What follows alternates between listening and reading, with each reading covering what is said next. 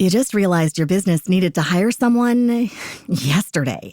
How can you find amazing candidates fast? Easy. Just use Indeed. Stop struggling to get your job post seen on other job sites. With Indeed sponsored jobs, your post jumps to the top of the page for your relevant candidates, so you can reach the people you want faster. According to Indeed data, sponsored jobs posted directly on Indeed have 45% more applications than non-sponsored jobs. Don't wait any longer. Speed up your hiring right now with Indeed. And listeners of this show will get a $75 sponsored job credit to get your jobs more visibility at Indeed.com/kidsandfamily. Just go to Indeed.com/kidsandfamily right now and support our show by saying you heard about Indeed on this podcast. Terms and conditions apply. Hiring? Indeed is all you need.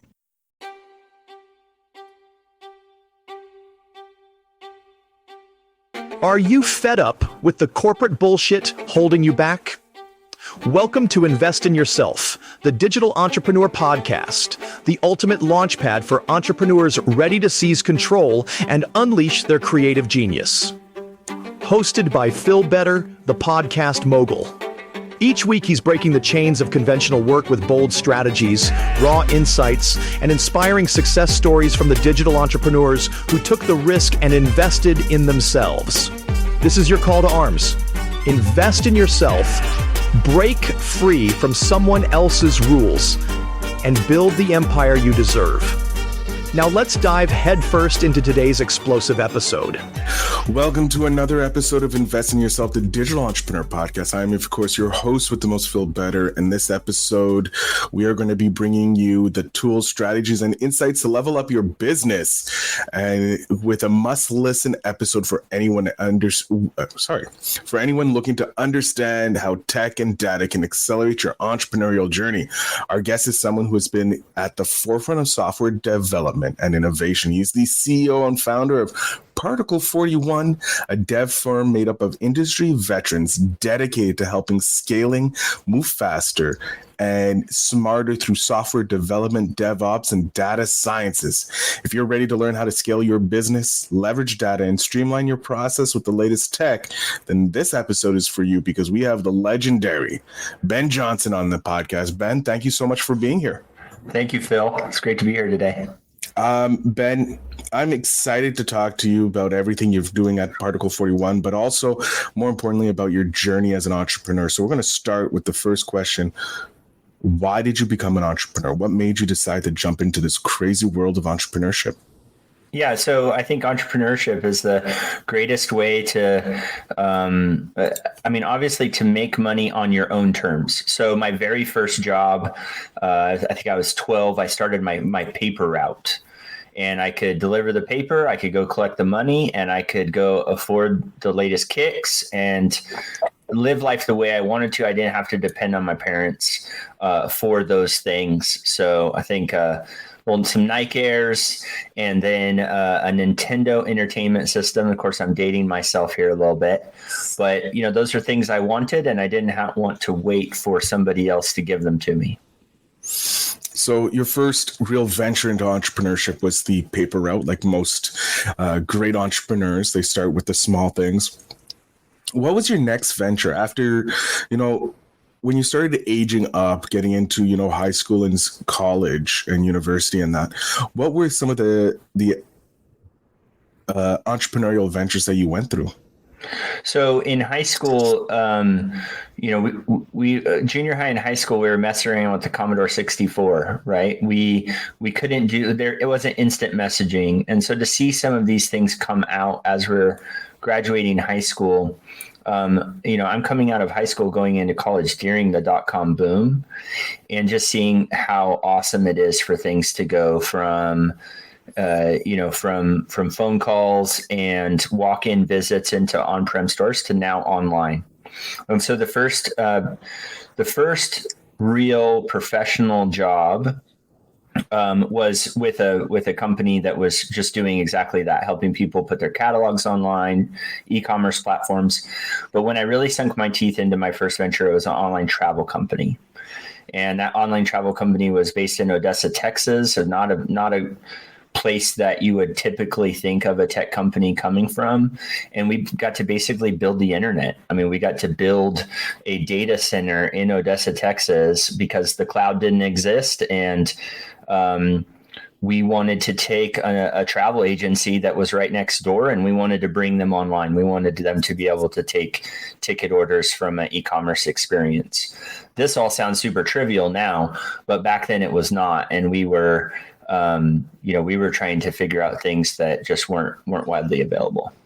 You were, like you said, you were building the internet, building into what it is today, this amazing entrepreneurial, pretty much a dream, if you will. If you look at it, there's unlimited resources for you on the online versus the material world.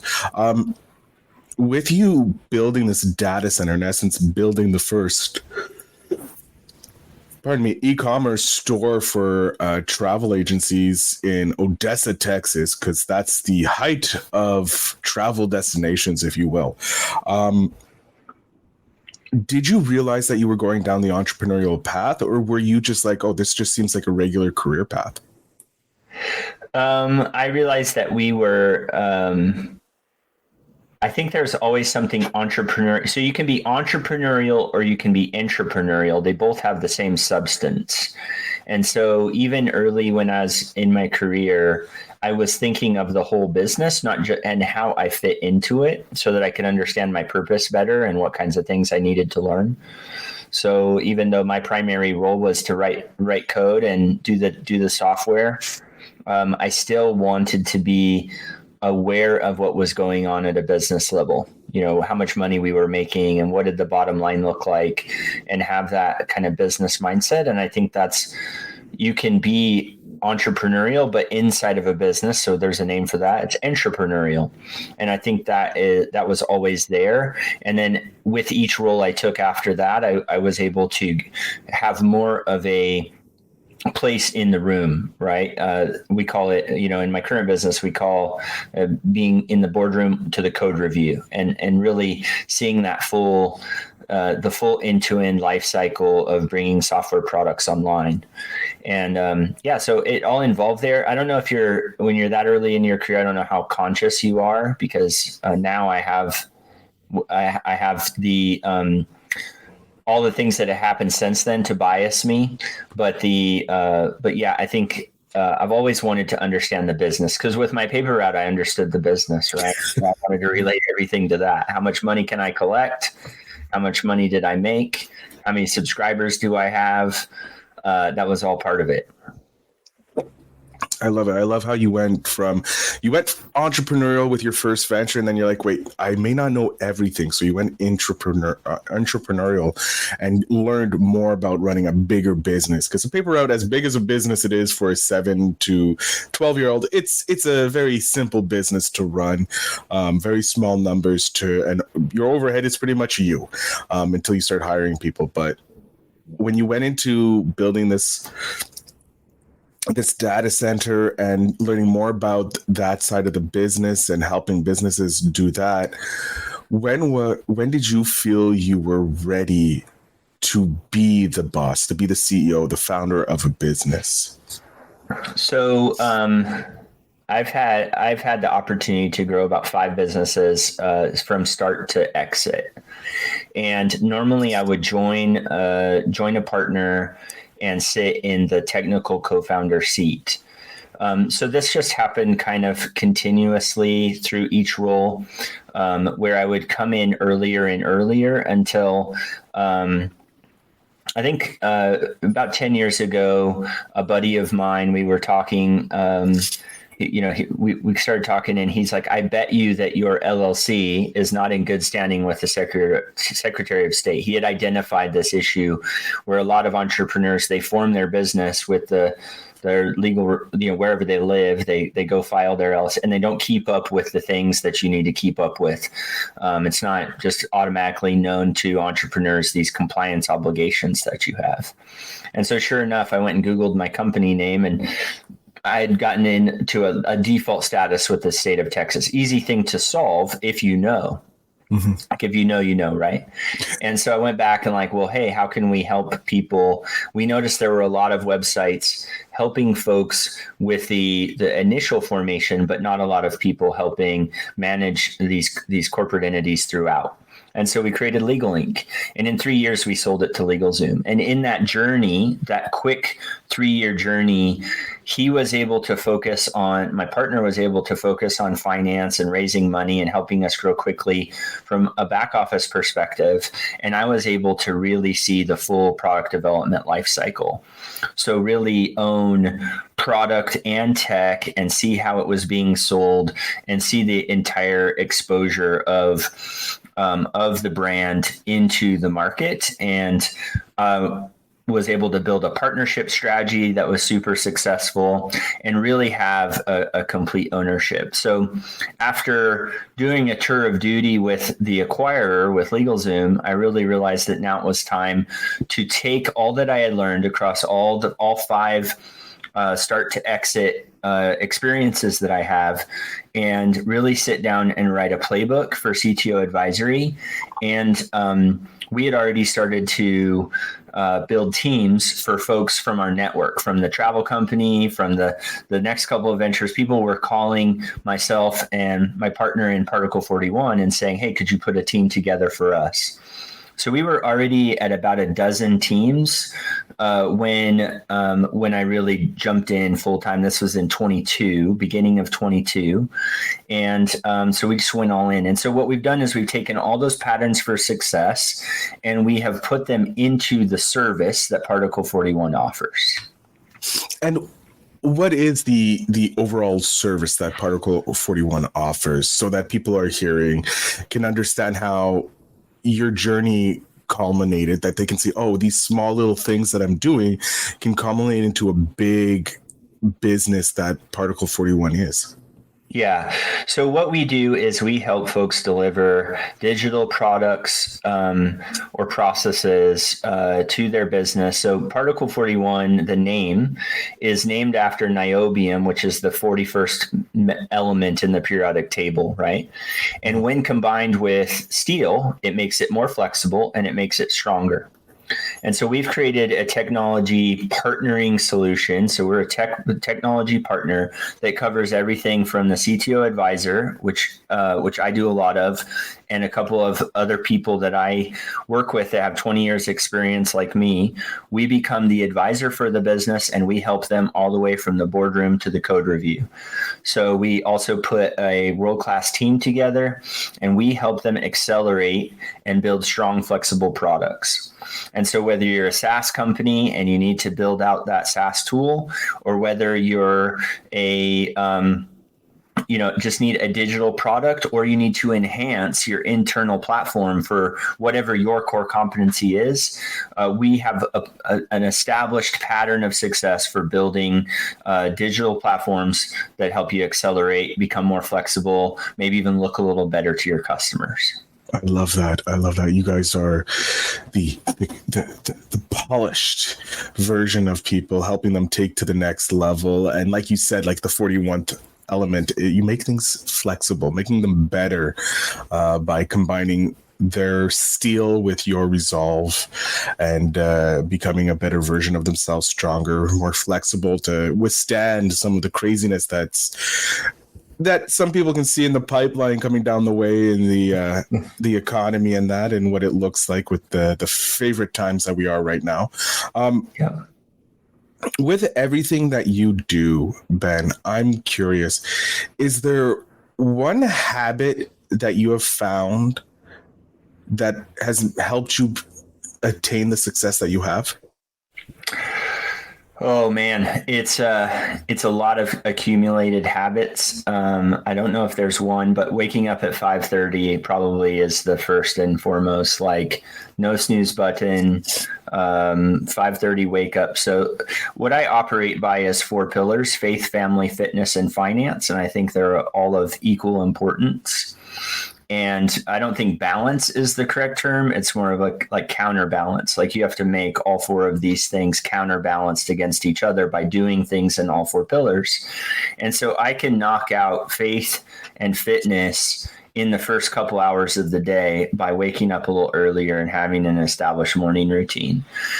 So I think, for folks that are feeling anxious or depressed, shift that time up and get some stuff done right away in the morning, and just watch the anxiety and depression, start to come in line with something more manageable. I just think that is essential for making sure that you've moved, making sure that you've had some thinking time, some faith-based meditation, and you've really kind of connected with yourself and your own personal needs, and then you can go rule the day and start helping other people with their needs. I love that. I love having that 4 pillars. It's very important for everyone to at least have pillars that they can stand on, and they can become a better version of themselves. When did you realize the importance of having those 4 pillars in your life to make yourself a better Particle 41, if you will? Yeah. Really started a couple of years ago. There's a mastermind group that I'm a part of called Rise Up Kings, and they really put a name to that. And I went to one of their 3-day events and kind of did a reset, got a reset. Met some other business owners that were like-minded, and that was super helpful. That event was super helpful in kind of breaking up, because when we have these ideas of who we want to be, but we don't put the steps forward to do them, that gap is, like, we refer to that gap as shame, right? You're kind of dealing with that because you're not living in alignment to who you are committed to being. And so to have a reset or just take a break, and then come back and start to put those things in place and stop compromising and living unaligned to your core principles, really helps, to just know who you are and feel like a complete person, that you are doing what you say you do. And so doing some of that deep identity work really helped with just how I feel about myself, how I feel about my team, and what I think we can accomplish together. I like that.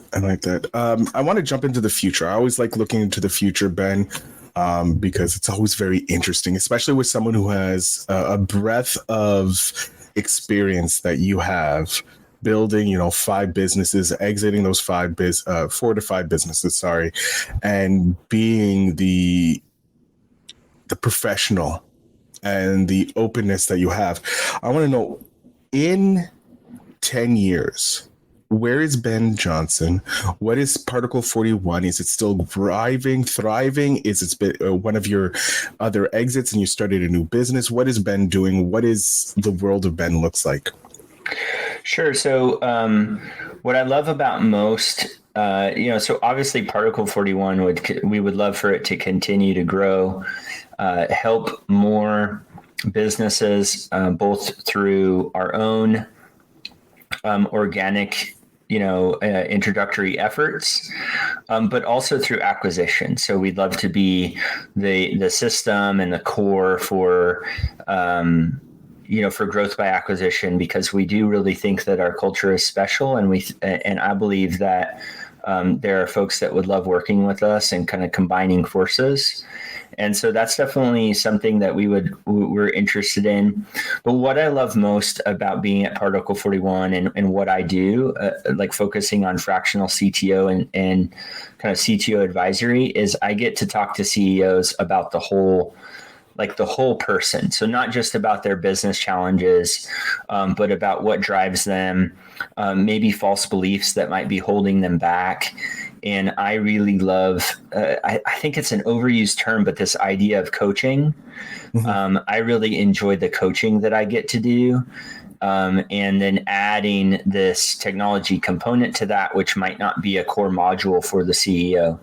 So I see in 10 years that I am still very much engaged with a bunch of CEOs, helping them drive their technology forward, and also helping and coaching them on the whole person. So as by then I'll be practically 60, and then there's going to be a whole generation of up and coming CEOs that I would love to help just understand how to have successful family lives, successful businesses, and attain attain their goals, attain their dreams.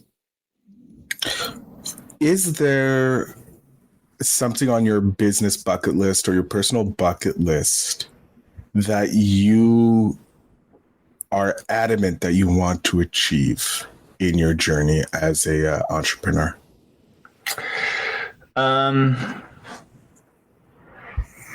I think more being the voice of a particular, just there's something that I'm really interested in. And one of my buddies and I want to do this together, but it's this idea of kind over nice, and it'll probably turn into a book. But I think a lot of times we're centered on being nice, which is really, comes from a selfish thing. Like I just want people to like me.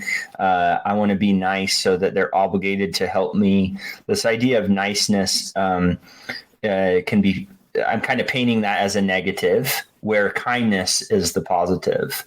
So kindness, if you had food on your face, I would tell you. Kindness is, hey, I need to tell you something that might be uncomfortable, but it will help you in the long run. Kindness is, hey, I'm experiencing you as arrogant. Do you know that you might be coming off that way, right? Like being willing to say something strong like that. That can be one of the kindest things. I've had people help me by giving me real feedback. And I think that is true kindness. Being kind enough to confront, or caring enough to confront someone is kind of key. So I think there's a body of work there where we can put some details around that. And I think a lot of business people are trying to go through the world nicely instead of kindly. And I just think that there's a little bit of a difference there. Actually, almost a polar opposite. I am in full agreement with you. I use the term good versus nice, because a good person will follow the rules, will not upset the apple cart, whereas a kind person might be someone who will upset the apple cart every once in a while because they want this kindness to help you throughout, whereas a good person may necessarily not. So I love how you're doing the nice and kindness. It's something that I really agree with, and I look forward to that book when it does come out, because I'm going to love to take a read at it and see how it can be a better version of myself. With your decades worth of, give me a second, I had the question here. There we go. Here it is. Since you're a veteran in the digital industry and software development and DevOps, what are some of the biggest trends you've noticed in this area that you think entrepreneurs should start paying attention to if they're moving into this software DevOps lifestyle? Yeah. So, of course, AI is coming up in the conversation a lot. We're looking at AI as a way of both accelerating the software development process, but we're doing that very collaboratively with the client. So like the client knows where AI is being used and how we're using it. The danger of that, though, is we still need to understand how the internet was built. So there are concepts like IP topography and how to number your systems with IP addresses. And these things aren't, like, a lot of professionals are working on modern software applications and they've never configured a switch, because they just go to the cloud and they just say, yes, add new. And there's default configurations and, oh, it works. So I don't need to go adjust the configurations because the mouse clicks worked. And so we're changing a lot of that by making sure that there's a roadmap of fundamentals that our teammates go through so that they understand what's being abstracted by the latest tools. So the tools will continue to abstract and layer, and AI, in fact, is like the big abstraction on top of all this past research and past body of knowledge to produce new written materials quickly. And so we still have to understand, what got us there and what's feeding kind of feeding the beast, if you will, and not start learning from, use it as a reference in addition to some of the traditional knowledge and training. And then I would also say that the data overhead on a business is becoming huge. We can go subscribe to a dozen or more systems, and we've even created like the periodic table of business tools, right? Kind of true to our name. That's inspired by the periodic table. And we love to talk to folks about, okay, well, what solutions are you using for your CRM? What are you using for your accounting software? What are, see these different vertical categories of tools. What choices have you made? And then we pull all those elements out and create their unique particle. Like, what are their business tools? And then we map the user experience over their choices.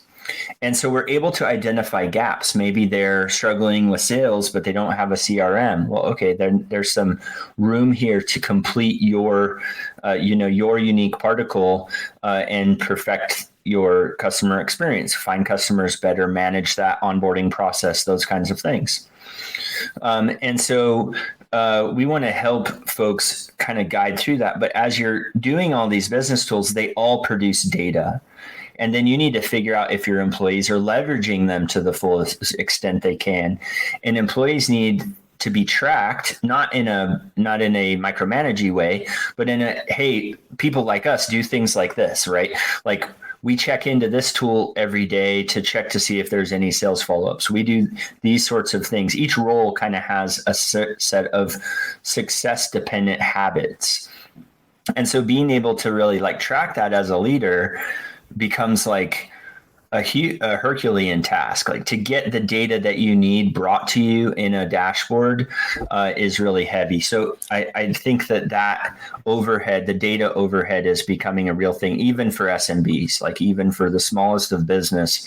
Being able to see what all of your tools are doing and have that at your fingertips is becoming a big barrier.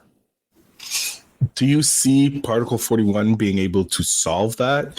Also, I love the fact that you create a periodic table and really just go hone in on the brand of being a Particle 41, like being particleized. I just have to say I love that marketing, and whoever came up with that marketing strategy or whoever did it is a genius. But yes, I forgot my initial question. No, so we love to help. What we tend to do, though, is we tend to go back to the basics.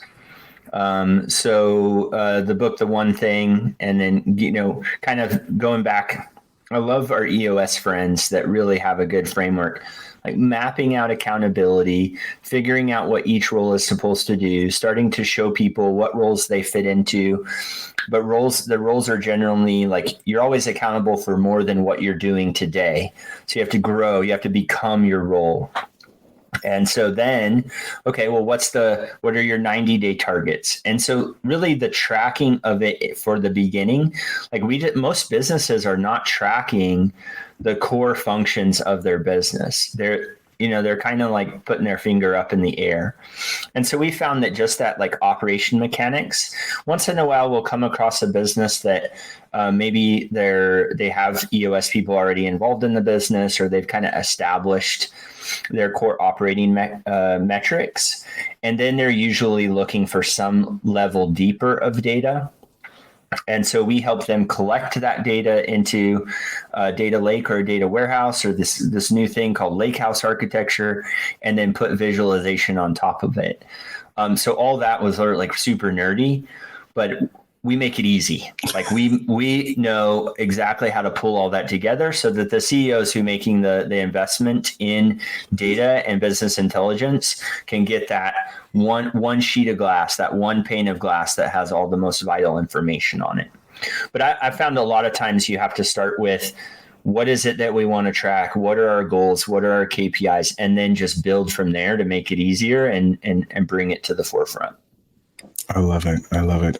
Ben, we touched on what you do to invest in yourself, that morning routine, that, to take the time to figure out what you want those 4 pillars. I'm going to go back in time because we are coming to the end of the episode, which I hate because I'm having a great time learning about you and Particle 41, Ben. This is one of the downsides of being a podcaster. You get to meet so many amazing people, but in such a short amount of time. I have your 10-year-old self here. He just came back from his bike route. He's hyped up. He's ready. He sees that you're a success. What's one piece of advice you would love to be able to hand back to your 10-year-old self? My 10-year-old self, he was definitely not picked first in gym class.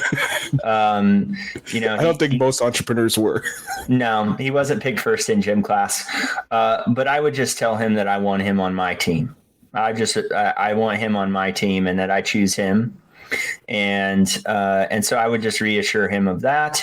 And also that the haters aren't going to matter one little bit, that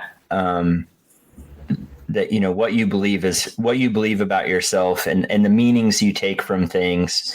One thing I say, if you can't take a picture of it, it doesn't exist. So a lot of times circumstances will occur, people will react or respond in a certain way, and then we assume all this meaning from that, or we take meanings from that. And most of the meanings are not true. They're not real. And so we can actually say, well, is that really what that meant? Or can I actually change the meaning of it to something that better suits me and serves me better? So I would I would love to teach my 10-year-old self about that. I don't know if 10-year-olds are really, I have a 10-year-old son, so maybe I'll give it a shot.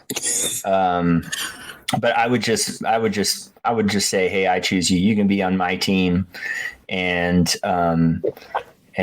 we'll definitely do well at the overall game.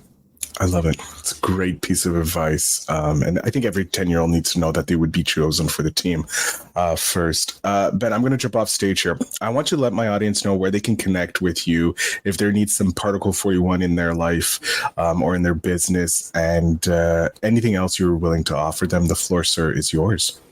Sure. Well, I would just invite any of you to go to my website, particle41.com, or find me on LinkedIn. There's a book appointment link on both places. Book an appointment with me. I would love to talk to you. I love working with CEOs and business leaders and helping them map their technology vision and accomplish their goals. And I am easy to reach, easy to spend time with. And I just really want to extend my 20 years of experience to what you're trying to accomplish. So don't hesitate, reach out and connect with me, book a meeting, and let's collaborate. Amazing, Ben. Ben, I want to thank you so much for being here. I had a thoroughly enjoyable conversation with you, and I truly believe that you are the living embodiment of the actual Particle 41, helping people become more malleable, more bendy, instead of being so rigid in life. So I want to thank you so much for being here. Great. Thank you, Phil. I really appreciate it.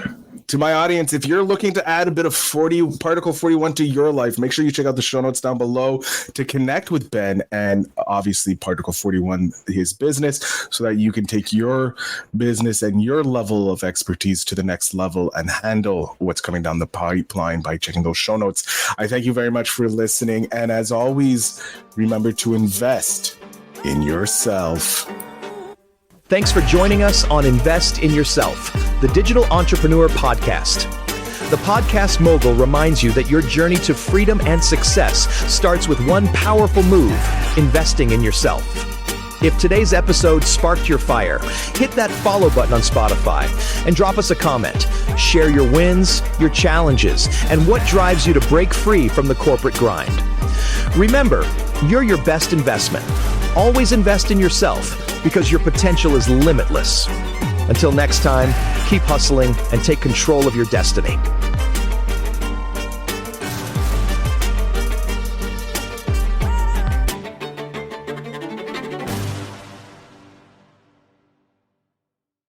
You just realized your business needed to hire someone yesterday. How can you find amazing candidates fast? Easy. Just use Indeed. Stop struggling to get your job post seen on other job sites. With Indeed sponsored jobs, your post jumps to the top of the page for your relevant candidates. so you can reach the people you want faster. According to Indeed data, sponsored jobs posted directly on Indeed have 45% more applications than non-sponsored jobs. Don't wait any longer. Speed up your hiring right now with Indeed. And listeners of this show will get a $75 sponsored job credit to get your jobs more visibility at Indeed.com/kidsandfamily. Just go to Indeed.com/kidsandfamily right now and support our show by saying you heard about Indeed on this podcast. Terms and conditions apply. Hiring? Indeed is all you need.